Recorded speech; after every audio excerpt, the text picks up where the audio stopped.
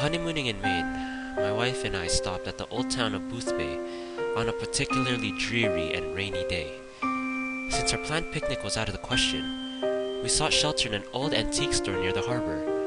While my wife inspected the large chests and side tables near the door, I eagerly examined the antique tools and seafaring equipment inside the glass sails under the back.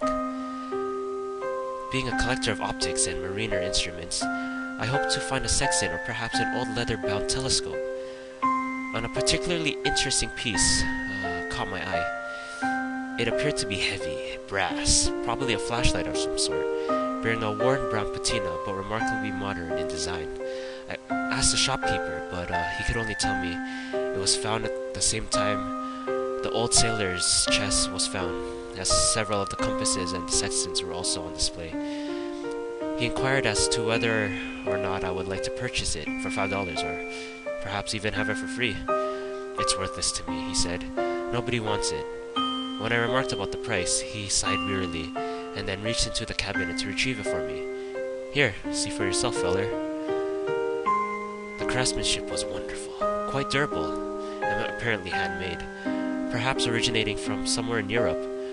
Worn lettering indicated it might be German or perhaps Austrian in origin. I twisted the bulb housing, and a weak red beam swept out. Poking it into a dark corner of the shop, I was greeted with a fantastic monotone swirls, moving and entwining with each other, like a pit of eels.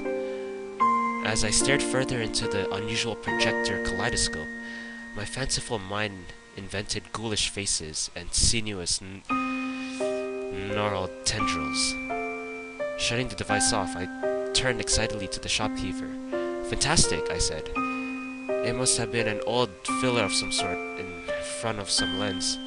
I have 2 Victorian kaleidoscopes, but none of them are illuminated like this. You don't get it, do you? Nobody gets it. They all come back to return it after a while."